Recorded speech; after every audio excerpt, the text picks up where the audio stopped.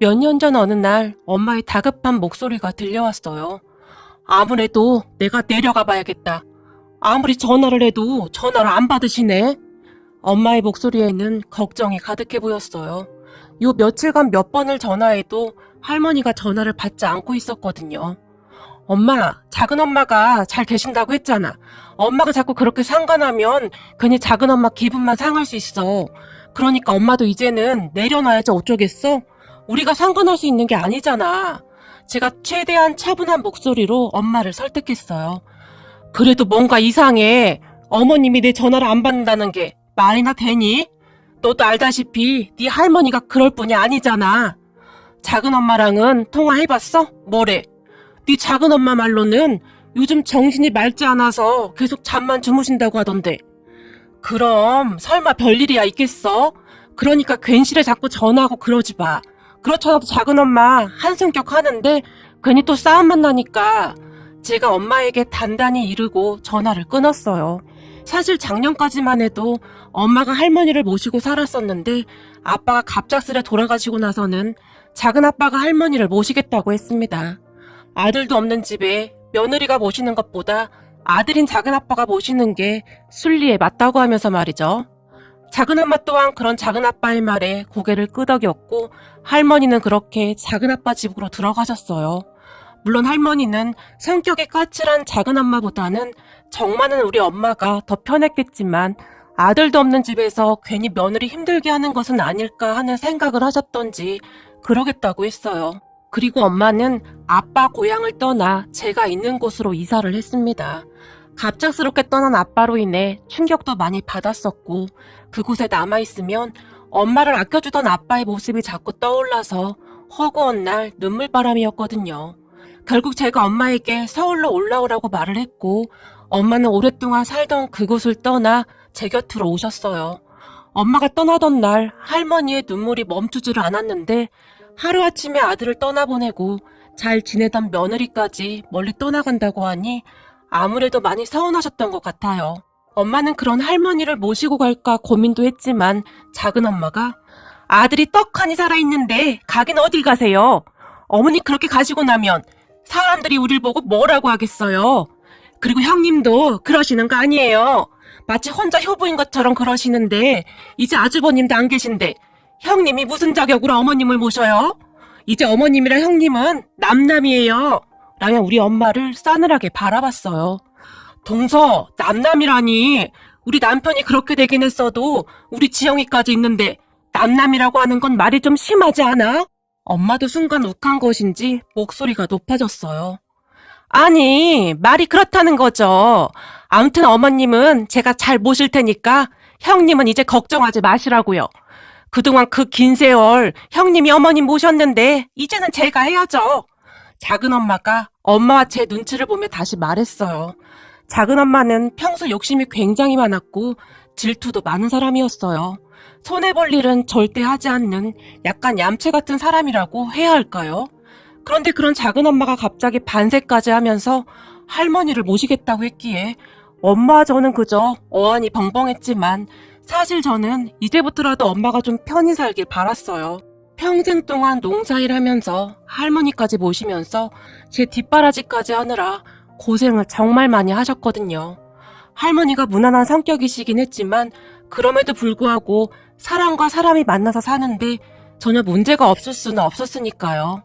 거기다 제가 사법고시를 본다며 몇 년간 공부만 했었기에 제 뒷바라지도 만만치 않았었고요. 창피하긴 하지만 제가 사법고시 공부를 오랫동안 했었거든요.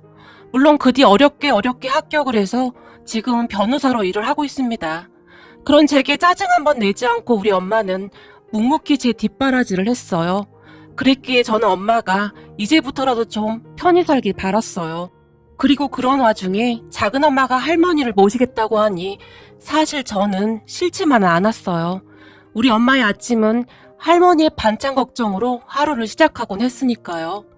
할머니의 성격이 모나시거나 그렇지는 않았지만 엄마는 할머니가 밥이라도 많이 남기시는 날이면 반찬이 입에 안 맞으신가 하고 걱정을 많이 하셨거든요.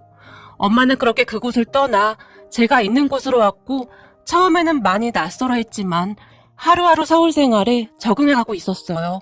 저도 엄마가 집에 있으니 퇴근하는 발걸음이 가벼워졌는데 집에 가면 엄마가 맛있는 밥상을 차려놓고 기다리고 있었으니 그렇게 좋을 수가 없었어요.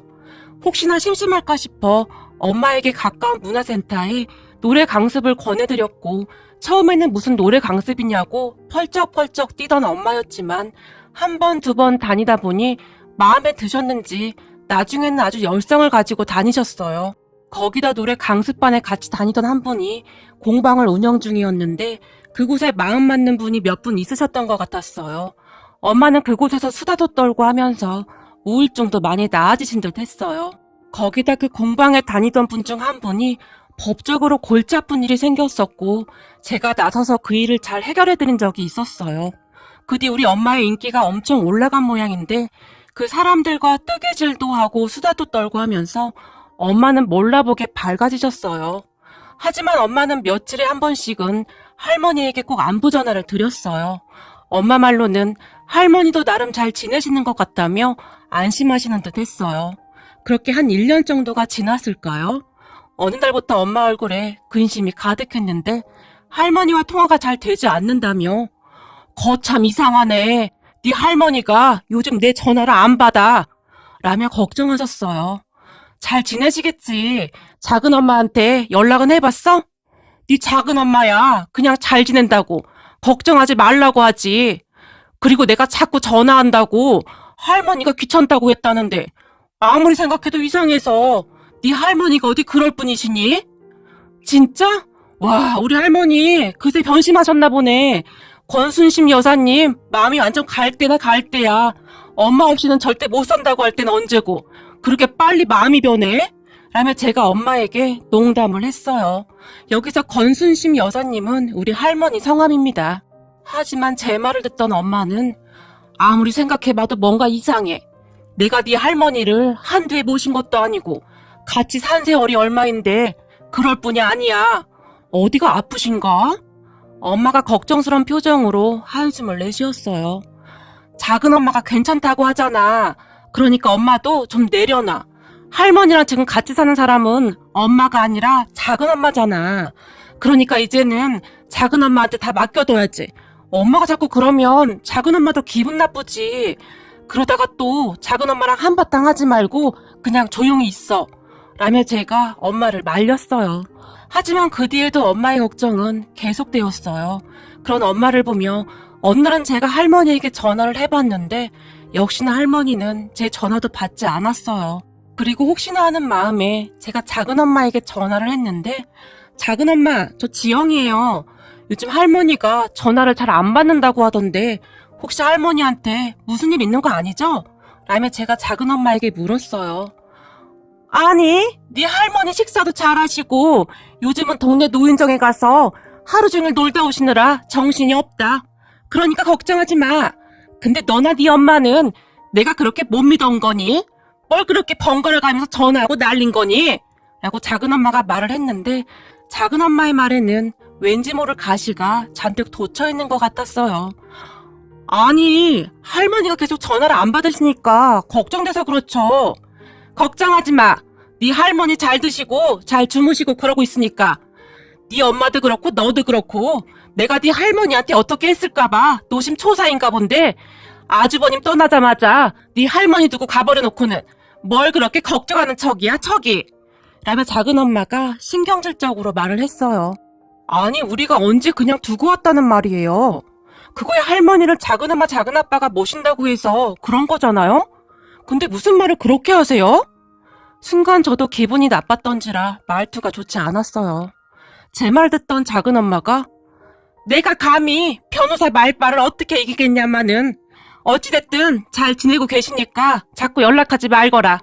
이제 아주버님도 안 계신데 사실 형님이랑 우린 남남이나 마찬가지 아니겠니? 라며 급히 전화를 끊어버렸어요. 그런데 그런 작은 엄마의 말을 듣던 순간 뭔가 이상한 느낌이 들었어요. 왠지 모르게 우리에게 뭔가를 숨기고 있는 그런 느낌이라고 해야 할까요? 그렇게 찜찜한 기분으로 집에 들어왔는데 저를 보던 엄마가 아무래도 뭔가 이상해. 한번 가서 잘 계신지 확인 좀 하고 와야겠어. 그리고 네 작은 아빠는 아예 전화도 안 받고 뭔가 숨기는 게 있는 것 같은데. 제 생각과 마찬가지로 엄마도 뭔가 미심쩍다는 그런 표정이었어요. 엄마, 내가 오늘 작은 엄마한테 전화해봤는데 우리가 자기를 못 믿는다며 뭐라고 하더라고. 그냥 조금만 기다려봐. 지금 내려갔다가 괜히 작은 엄마랑 부딪히지 말고. 그랬다가는 할머니한테도 좋을 거 하나 없어. 라며 제가 엄마를 뜯어 말렸어요. 그렇게 얼마간의 시간이 흘러갔고 어느 날 엄마가 얘, 내가 뭐라고 했니? 무슨 일이 있는 것 같다고 했잖아. 다급한 목소리로 제게 전화를 했어요. 왜? 무슨 일인데? 라며 제가 놀라서 물었는데요. 얼마 전부터 모르는 번호로 전화가 오지 않았겠니? 근데 번호가 자주 보던 번호도 아니고 해서 계속 전화를 안 받았었거든? 근데 오늘은 아무래도 이상한 거야. 그래서 내가 전화를 받았는데 글쎄, 네 할머니지 않겠니? 라고 말을 하던 엄마가 숨이 차는지 잠시 말을 멈추고는 제게 충격적인 말을 하기 시작했어요. 엄마의 말에 따르면 그날도 엄마는 공방에서 사람들과 뜨개질을 하면서 수다를 떨고 있었다는데 잠시 후에 모르는 번호로 전화가 오더래요. 엄마가 무심결에 전화를 받았다는데요. 전화기에서는 애미야, 나다 라는 할머니의 목소리가 들려왔다고 하네요. 어머님?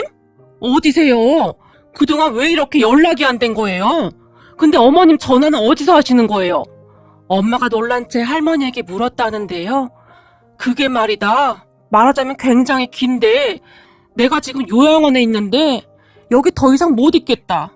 음식도 입에 안 맞고 답답하기도 하고. 그래서 말인데 네가 날 좀 데리러 오면 안 되겠니? 내가 너한테 면목이 없다. 라며 할머니가 잠시 말을 잇지 못하셨다고 합니다. 그게 무슨 말씀이세요? 요양원이라니요. 어머님이 요양원에 왜 계신 거예요? 작은 애가 나랑 못 살겠다고 날 여기다 데려다 주고 갔다. 할머니 입에서 놀라운 말들이 계속해서 쏟아져 나왔다네요. 그렇게 엄마는 제게 나 지금 네 할머니 계신 요양원에 가는 중이야. 당장 가서 모시고 올 거야. 기가 막혀서 말이 안 나오는구나. 이럴 거면서 왜 어머님을 모신다고 그 난리를 친 거라니? 그때쯤 엄마는 엄청난 충격을 받은 것 같아 보였는데 목소리마저 심하게 떨리고 있었어요. 저와 통화를 끝내자마자 엄마는 요양원으로 바로 내려갔고 그곳에 계시던 할머니를 모시고 우리 집으로 올라왔어요. 그리고 우리는 할머니에게 더욱 놀라운 사실들을 들을 수 있었어요. 할머니에게 작은아빠 부부가 기가 막힌 짓들을 해댔다는데 그 사실을 듣고 입이 다물어지지 않을 정도였어요. 잠시 할머니 말을 그대로 옮겨보자면 할머니를 모시고 간 작은아빠 작은엄마가 참 한동안 할머니에게 그렇게 잘할 수가 없었답니다. 반찬도 할머니가 좋아하는 반찬으로 차려냈고 할머니를 모시고 여기저기 구경도 자주 다니면서 그렇게 잘하더랍니다. 그런 작은아빠 부부를 보며 할머니가 고맙게 생각하며 잘 지내고 있었다는데요. 한 몇 달이 지난 어느 날 작은아빠 부부가 할머니의 눈치를 보더니 할머니 앞으로 되어있는 땅을 본인들 명의로 돌려달라고 했답니다. 할아버지가 돌아가시면서 할머니 앞으로 남긴 땅만 해도 엄청났거든요. 그랬는데 어차피 할머니를 모시고 평생 같이 살 사람들이 본인들이니 미리 재산을 증여해달라고 조르고 또 졸랐다고 하네요. 그러니까 작은아빠 부부가 할머니를 모시고 간 이유가 그 땅 때문이었던 겁니다. 그런 작은아빠 부부를 보며 처음에는 그건 절대 안 된다며 할머니가 단호하게 말을 했다고 하는데요. 할머니가 그럴 수밖에 없었던 것이 전에 할머니가 그 땅을 자식들 명의로 돌리려고 한 적이 있었어요. 그런 할머니에게 우리 엄마가 어머님, 눈 감으실 때까지 재산은 자식들한테 절대 주시면 안 돼요. 그게 우리라도 말이죠. 꼭 쥐고 계셔야 해요. 그러니까 절대로 그런 말 하지 마세요. 라고 말했다고 합니다. 그 뒤에도 우리 엄마는 할머니에게 그 부분에 대해 자주 말을 했다고 하네요. 그랬기에 작은아빠 부부의 말에 할머니가 펄쩍펄쩍 뛴 것은 말할 것도 없었고요. 그렇게 할머니가 펄쩍펄쩍 뛰자 작은아빠 부부가 조금 당황했고 한동안은 땅 이야기를 꺼내지도 않고 조용하더랍니다. 그런데 몇 달이 지났을까요? 어느 날 작은엄마가 저는 어머님을 정말 믿고 의지하고 있었는데 어머님은 제가 아직 못 믿어오신가 봐요. 어머님 땅 팔아서 어찌하려고 하는 게 아니라 땅 판 돈 가지고 특수 농작물 좀 키워보려고 해요. 사실 지금 농사 지어서 돈도 집구리만큼 남는 거 어머님도 잘 아시잖아요. 그래서 우리 딴에는 더 열심히 일해서 돈 좀 더 벌어볼까 했거든요. 사실 지금 이대로는 생활비도 빠듯하잖아요. 땅이야 그렇다 치더라도 우리를 못 믿는 것 같아서 저는 그게 좀 서운하네요. 라며 작은 엄마가 며칠 동안 할머니에게 말도 잘 안 하고 그저 한숨만 쉬어대더랍니다. 그리고 그런 작은 엄마를 보면서 할머니의 마음이 약해지신 것 같은데 며칠 후에 할머니가 작은 엄마를 보며 그럼 내가 니들 명의로 해줄 테니 니들도 나한테 뭐 하나만 해줘야겠다. 조용히 입을 열었다고 하네요. 저희가 뭘 해드려야 하는데요? 할머니 말에 작은 엄마가 눈까지 번뜩이며 물었고 효도계약서인가? 그거 하나만 써라. 그러니까 그냥 각서 비슷한 거지. 내용은 내가 작성할 테니 니들은 인감 도장만 찍으면 된다. 그럼 나도 한번 생각해보마. 물론 내가 니들을 못 믿는 건 아니고 그래도 사람 마음이라는 게 그렇잖니? 그게 내가 가지고 있는 전 재산인데 그래야 나도 위안이 될 것 같아서 말이다. 할머니가 작은 엄마에게 진지하게 말을 해줬다고 하네요. 그리고 그런 할머니의 말에 작은아빠 부부가 그렇게 하겠다고 흔쾌히 대답했다는데 이미 땅에 눈이 돌아갔기 때문에 별 생각도 없이 대답한 듯 했어요. 그렇게 할머니는 땅을 작은아빠 부부에게 넘겼다고 하는데요. 그런데 그 땅을 받고 바로 처분을 했다고 합니다. 그리고 그 뒤 작은아빠 부부의 행동이 이상해졌다는데요. 우선 특수작물인가 뭔가를 하겠다고 했었다는데 아예 일할 생각도 없이 하루 종일 집에 처박혀서 뭔가를 하더랍니다. 그러던 어느 날 작은아빠 부부가 걱정이 돼서 할머니가 작은아빠 부부 방문을 열어봤다는데요. 어머님, 노크도 없이 방문을 그렇게 열면 어떡해요? 라며 화까지 내더랍니다. 아니, 니들 요즘 일도 안 하고 뭐 하고 있는 거냐? 특수작물인가 뭔가 한다고 하지 않았니? 할 거예요. 그러니까 신경 쓰지 마세요. 라며 작은 엄마가 짜증까지 내며 방문을 닫아버리더래요. 그리고 그 뒤부터 작은 엄마의 구박이 시작되었다는데 할머니에게 참 몹쓸 짓을 많이 했나 보더라고요. 그러더니만 어느 날은 난 어머님이랑 못 지내니까 요양원으로 들어가세요. 어머님도 그게 더 편하실걸요? 라는 말을 하기에 이르렀다고 하네요. 그런 작은 엄마가 그렇게 괘씸할 수밖에 없었고 할머니가 작은 아빠를 불러놓고 하소연을 한 모양인데요. 사실 어머니도 여기보다는 요양원이 더 편할 것 같은데 그렇게 하시죠. 그리고 우리도 곧 이사 갈 거라. 뭐? 이사를 가? 어디로? 아니, 그냥 그렇다는 거예요. 꼭 간다는 말이 아니라요. 라며 작은 아빠가 말을 돌리더래요. 그리고 그 이후부터는 할머니에게 요양원으로 들어가라고 난리를 쳤다고 합니다. 그렇게 할머니는 쫓기듯 요양원으로 갔는데 생각하면 생각할수록 열불이 터지더래요. 하지만 차마 우리 엄마에게 연락을 할 수가 없었기에 한동안은 꾹 참고 있다가 결국 연락을 했다고 하는데요. 아무래도 제가 변호사이기도 했으니 제 도움을 받으면 그 땅 판 돈을 돌려받을 수 있지 않을까 하는 생각도 했던 것 같아요. 할머니는 눈물까지 흘리며 작은아빠 부부의 만행에 대해 이야기를 했고 나 그 땅값 꼭 돌려받아야겠다. 소송을 해서라도 꼭 받아놔야겠어. 라며 할머니가 간절한 눈빛으로 저를 바라봤어요. 어머님, 그래서 제가 절대 자식들한테 재산 넘기면 안 된다고 신신당부했었잖아요. 옆에 있던 엄마가 할머니를 나무랐어요. 나도 그러려고 했지. 근데 자식이 먹고 살려고 그런다는데 애미가 돼서 어떻게 모른 척 하겠니? 다 내 잘못이다. 할머니가 긴 한숨을 내쉬었고 그런 할머니를 보며 할머니, 근데 효도계약서 그건 왜 쓴 거야? 제가 놀라서 물었는데요. 그렇잖아요. 할머니가 그런 걸 어떻게 알고 썼는지 제 딴에는 정말 궁금하더라고요. 아, 그거 예전에 네가 사법시험 자꾸 떨어져서 네 아빠가 그만 때려치우라고 했었잖니? 근데 네가 한 번만 더 시험 보게 해달라고 애원했었잖아.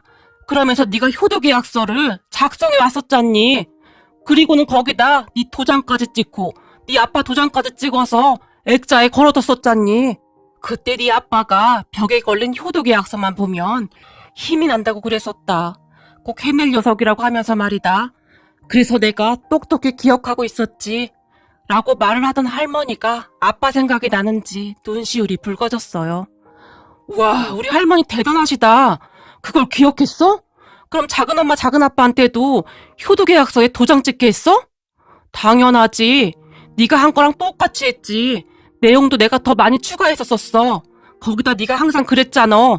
모든 계약서에는 인감도장이 필수라고? 그때 내가 둘째한테 인감도장 찍으라고 하니까 뭘 이런 것까지 찍냐고 비웃긴 했었는데 워낙 아무 생각 없는 것들이라 그냥 찍어주더구나.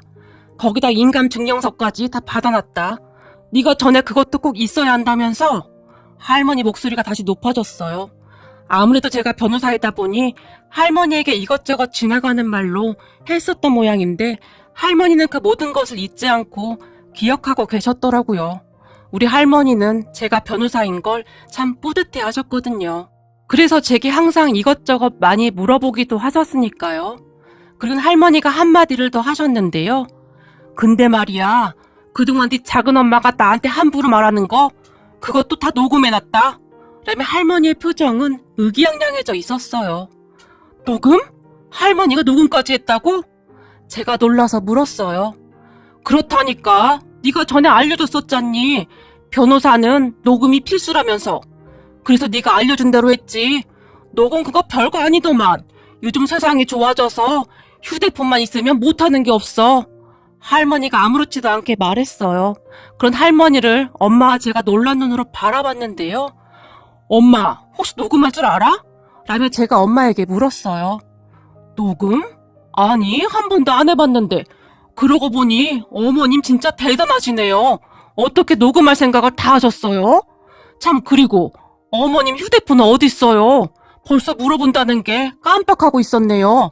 엄마가 놀랍다는 듯이 할머니에게 물었어요. 그게 둘째네 집 근처에 있어. 거기에 효도계약서랑 휴대폰이랑 다 같이 있다.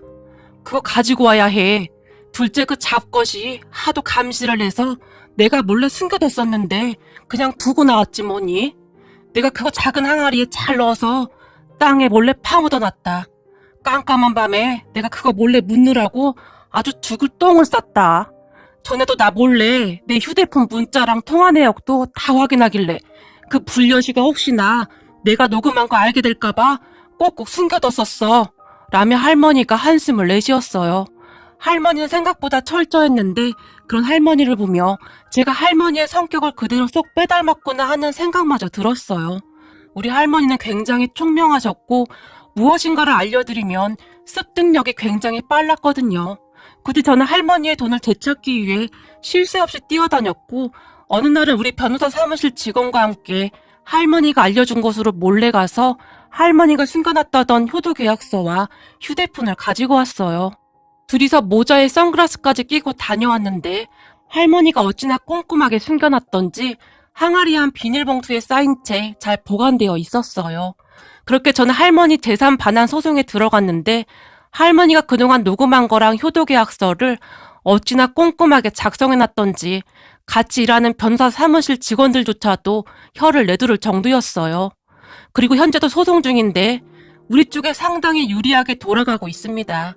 그러던 어느 날 작은아빠 부부가 할머니를 찾아와서 적당한 선에서 합의하고 소송 취하하자고 사정을 했지만 할머니가 그런 작은아빠 부부를 보며 택도 없는 소리 하지 말고 앞으로 그 쌍판대기 한 번만 들이밀면 우리 손녀 변호사님이 아주 작사를 내버린다고 했으니까 2번 다시 찾아오지도 말거라 라며 호통까지 쳐서 보냈다고 합니다.